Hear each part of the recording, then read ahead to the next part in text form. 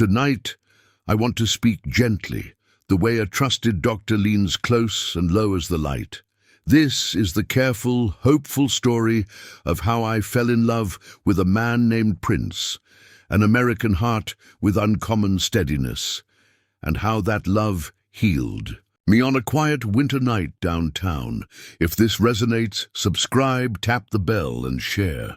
Your single click helps this gentle channel reach someone needing hope.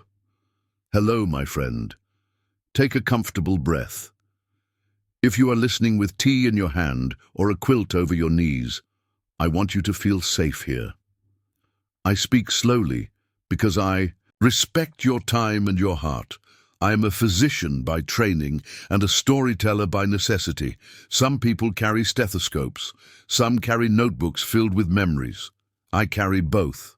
This is not medical advice. This is a love story told with the careful touch of a clinician who believes emotions deserve a quiet room and good lighting. I am Noah Whitaker, a primary care doctor in Minneapolis, Minnesota, and this is how I came to say, with clarity and peace, I am in love with Prince. You might notice the way I choose my words. Think of it like a checkup for the spirit.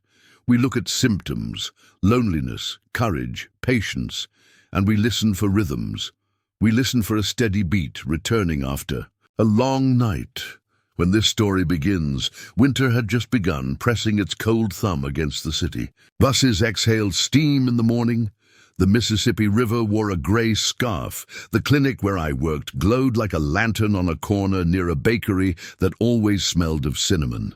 I had a full schedule, a crisp shirt, and a heart I kept behind. Professional glass.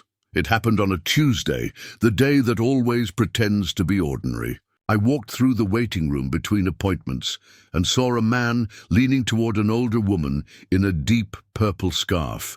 He spoke in a voice meant for calming storms. He said, "Grandma, your hands are warm. You are doing just fine."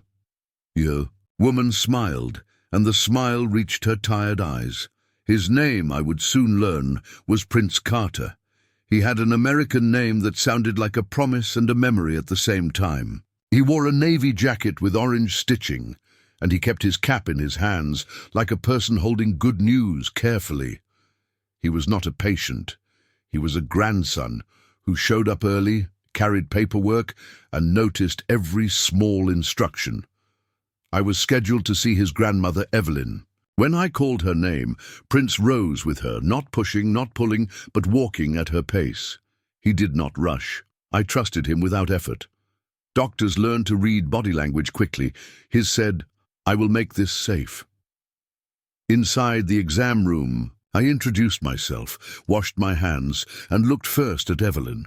We talked about medication bottles and morning dizziness. I asked permission to examine her. When I listened with my stethoscope, I also listened to the silence in the room when Prince stepped back to give her space.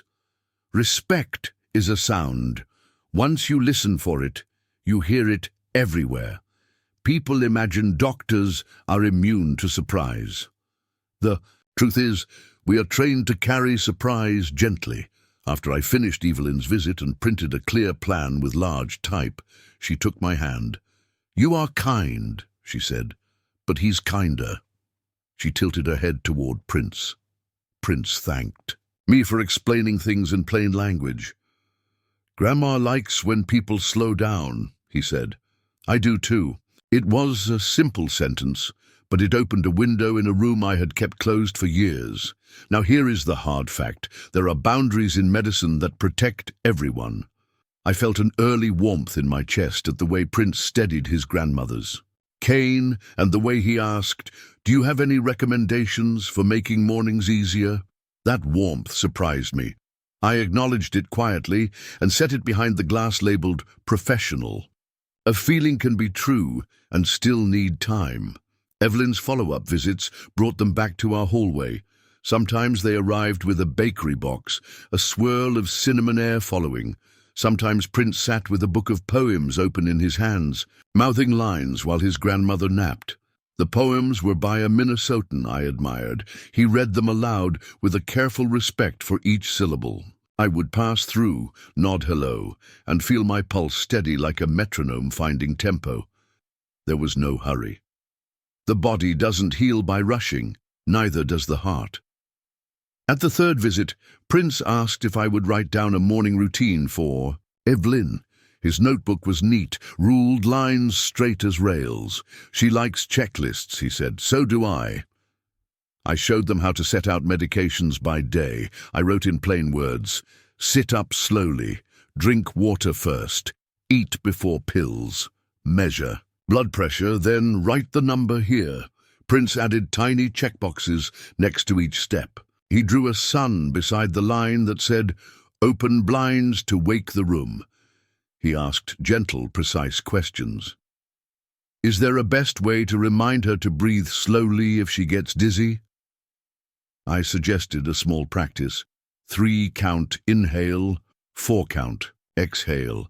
He repeated it with me there in the room, both of us breathing like students learning a new instrument, while Evelyn watched, amused. When they left, the nurse at the desk said, that grandson is something special. I nodded in that careful way. Doctors nod when we agree, but wait for evidence. The evidence kept arriving. The next week, Evelyn's numbers were better. Her notebook had neat check marks. The room felt lighter. I learned that Prince drove a city bus on the early route, the one that carried home care workers to first shifts and third shift nurses back towards sleep. On weekends, he read his poems at a tiny cafe near the river. He brought his grandmother on Saturdays and tucked her scarf around her like a blessing. I told myself, very responsibly, that this was admiration. Nothing more. Evelyn improved through the winter. We adjusted one medication, added a gentle walking plan in the hallway each afternoon. I told her the plan in 3 steps, and she repeated it like a chorus. When spring reached the city with its first puddles and bird calls, she no longer needed frequent visits. We scheduled a routine check for 3 months later, and I expected the rhythm to ease. A week after their last appointment, an envelope arrived at the clinic. My name was written in a careful hand. Inside was a thank you note on stiff paper, signed by Evelyn in her looping script and by Prince in a compact, tidy print. There was also a small pressed sprig of lavender. The note was simple. Thank you for making our mornings understandable. I felt that warmth again, no longer faint. It was not a lightning strike. It was a dependable pilot light in a quiet furnace. But here is where the story respects the rules that keep trust intact. I did not call him. I did not look for him online. I placed the card on my desk, read it again, and then filed it with the letters I keep to remind myself why I chose medicine.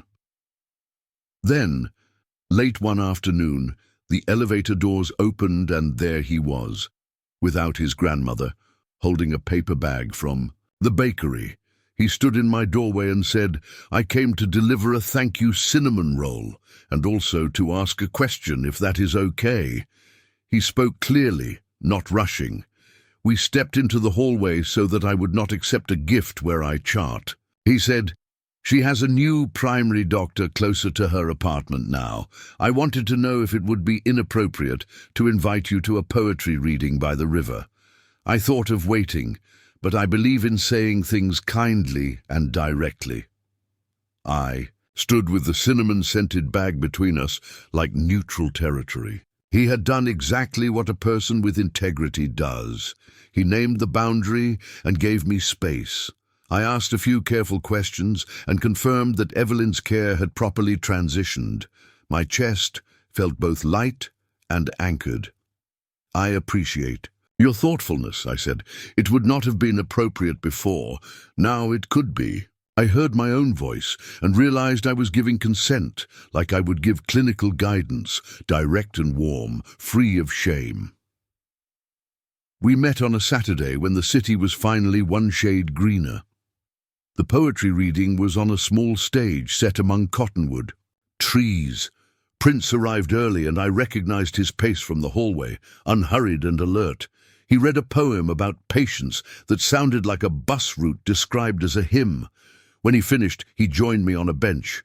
I was nervous, he admitted, but I practiced the way you taught Grandma to breathe. I laughed, then grew serious. I need to go gently, I said. There are scars under this shirt, not from scalpels, but from the years that come before middle age.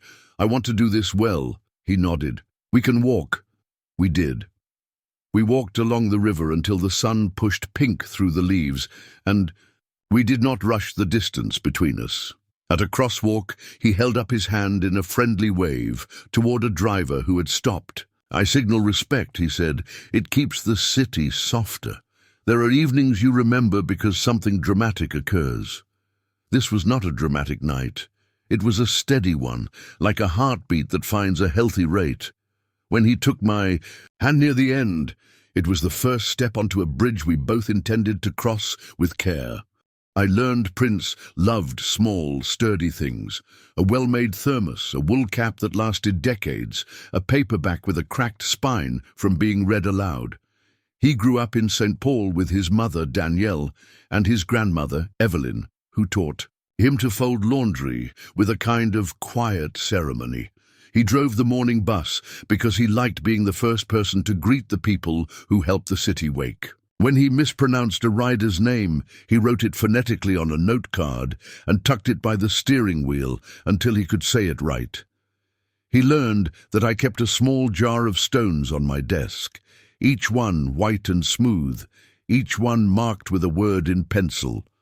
Listen, explain, reassure. He asked, why pencil?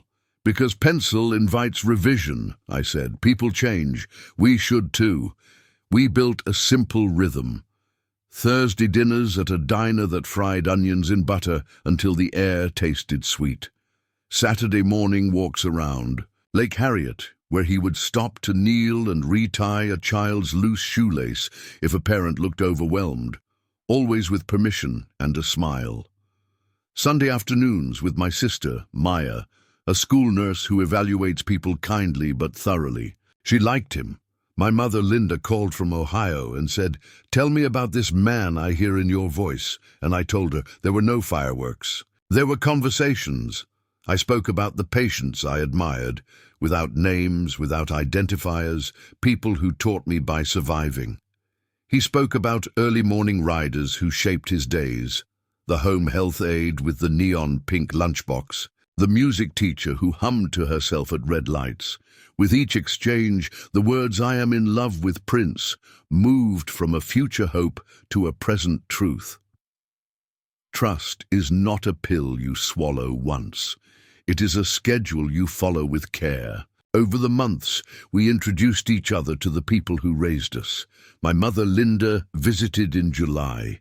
She walked with a cane that had a bright green handle. She used to work as a librarian and still pronounced the word like a short prayer. Prince drove us to the farmer's market and made sure the curb ramp was clear so Mom could step down easily.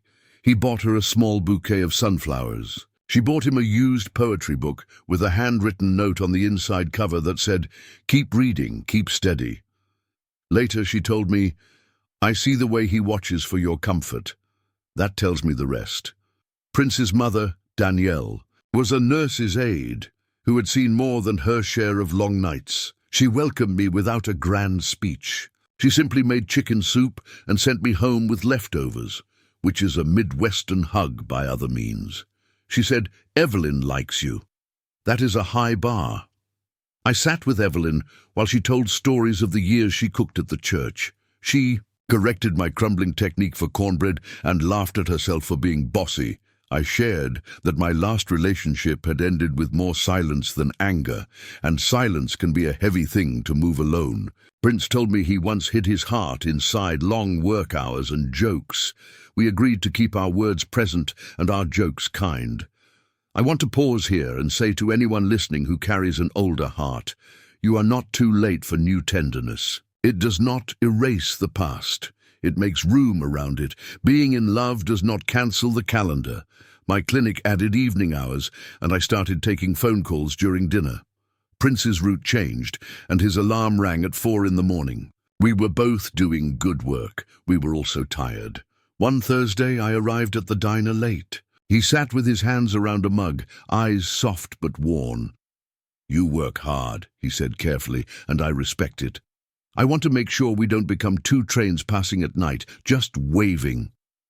I felt my own defenses rise, the impulse to say it will be fine. The impulse many of us use when we do not want to look at a difficult truth. I took a breath instead.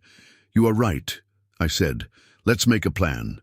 Doctors love plans. Hearts do too when the plan is kind." We wrote out a simple schedule on the back of a receipt. We named the nights we would protect. We named mornings for oatmeal together. We named a weekly check-in where either of us could say, "I feel stretched," without blame.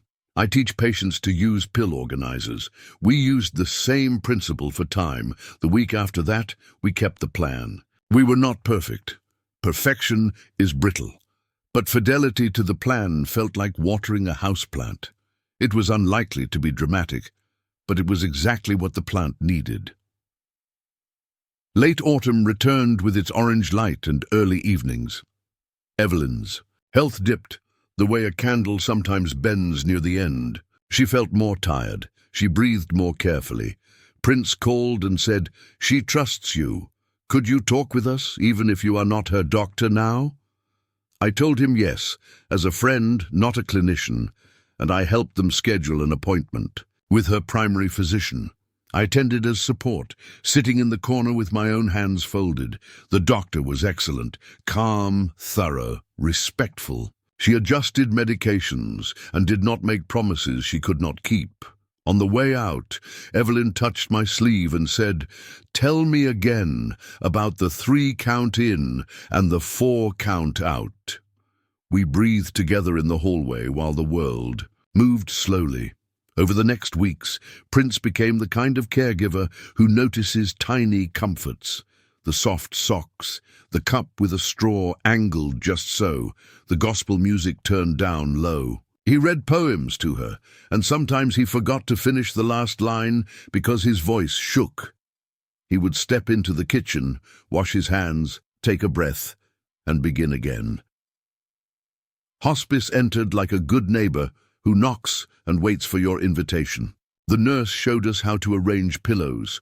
She reminded us that comfort is a treatment. I watched Prince learn this the way he learned everything, by listening hard and practicing with care. Love, in those days, was a series of small, precise procedures. On a Sunday afternoon, Evelyn fell asleep while Prince sat beside her, his fingers around hers like a gold ring. She did not wake again. The room felt like a church with no walls. Grief arrived with dignity. We gathered at the church where Evelyn had baked cornbread for years. The hall smelled of coffee, folding chairs, and old hymns. People told stories that stacked up like quilts, different patterns, same warmth. A woman from the choir said, "Evelyn used to slip a loaf into my hands when my husband was sick." A teenager said, "She taught me how to look adults in the eye." The pastor spoke briefly, then wisely sat down. In grief, brevity is mercy. I stood with Prince near the door and watched him receive condolences as if he were a harbor. When it was our turn to speak, he carried his notebook to the podium and read a poem he had written for her. It was not ornate. It was exact. He talked about how she taught mornings like other people teach math. He ended with, "I will try to be a gentleman in a loud city." His voice broke on the word gentle, then he steadied. After the service, we drove to the river and sat on a bench. We did not chase meaning. Loss makes its own weather. It cannot be argued into sunshine. We made a simple, shared promise. We would try to be the kind of men Evelyn had trusted us to be. That did not mean heroic. It meant attentive. It meant honest. It meant, most of all, present. The first week after the funeral, the apartment felt too quiet for him. I cooked soup. He folded laundry. We learned that grief can be companionable. 2 people can carry it better than one. even when the weight remains the same. Some truths are heavy until spoken. One evening in winter, after we had cleared the dining table and set out 2 mugs of chamomile, I looked across at Prince, his shoulders a little lower than in the early days, his eyes wiser and kinder, and I said the sentence that had been steadying in my chest. I am in love with you. I spoke it like a diagnosis that finally matched the symptoms and offered relief. He exhaled and smiled as if the room had just received more oxygen. I am in love with you too, he said, and then he added, because that is his way. Let's keep making it easier for each other to breathe. We did not design a dramatic proposal. We designed a practice. We put a small jar on the counter and called it the comfort jar. Every week we dropped 1 folded note inside with something we promised to do. Oil the squeaky door, schedule an eye exam, learn the names of the kids who live down the hall, plan a Sunday nap like it is a sacred appointment. The jar became a visible prescription for kindness. A month later, in the bright glass of the Como Conservatory, we exchanged simple rings in front of a handful of family and friends. My sister read a passage about patience. Danielle hugged us and dabbed her eyes. We signed papers, and then we walked among the ferns while a child pointed at Koi and gasped. It was not grand. It was good. We went home and ate leftover cake with forks straight from the box. Gold tastes the same as cardboard when the love is real. We talk about the future the way plumbers talk about pipes, with respect for what is already in the walls and careful plans for what may need attention next. We want a small garden plot behind the building where we can grow tomatoes and marigolds. We want to visit my mother in Ohio more often and convince her to teach Prince the secret to her lemon bars. We want to keep our Thursdays sacred. Sometimes we talk about fostering a teenager who needs a steady home. We do not hurry that talk. We let it breathe. Prince still drives the morning route. He keeps a note card by the steering wheel with new names phonetically spelled. He signals respect with his palm and watches for the person running toward the bus stop with a bag bouncing off their hip. I still carry my jar of stones from office to office. I still say, "Here is the plan," in clear words. I am more likely now to say, "Here is what we can skip," because love has taught me that subtraction is also a treatment. On our refrigerator is a photograph from the conservatory, the 2 of us laughing because a koi had splashed at the exact moment the camera clicked. Every time I open the door for milk, I see that exact joy. I'm in love with Prince, and I do not whisper it anymore. It is the sentence I say while I rinse apples, and while I chart, and while I unlock the apartment door each night. If I were writing on a prescription pad for the heart, I would write this in neat letters. Take 1 honest sentence daily. With water. Move towards steadiness. Do not take on an empty stomach. Continue even on cloudy days. I used to believe love needed grand gestures to count. Now I count by the gentle things that keep us upright. A bus driver's careful wave, a doctor's commitment. To plain words, 2 mugs cooling on a table after a conversation that left both people more human. A comfort jar with silly notes and serious promises. A church kitchen where cornbread taught us that good things take heat and time. When we go to bed, we check the locks in the stove and the chargers. We set out oatmeal bowls for the morning. We say, "Do you need anything else?" It is a domestic question that is also a spiritual one. He usually says no. Sometimes I say yes, and the yes is small, like, "Hold my hand for a minute." He does, and the minute contains the whole river. Thank you for listening to our story. If you are carrying your own, I wish you patient companions and plain language love. I am in love with Prince. I am grateful for the steady ways he teaches me. To be kinder, to be clearer, to move slower when I am tempted to rush. That is our happily ever after. Not perfect, not grand, but reliable as morning. If you need a final instruction, here it is. Be gentle with your pulse and with your people. Make tea. Open the blinds. Let morning be ordinary and good. And if you're Heart whispers a name, answer it out loud, kindly and without apology. That is how healing begins.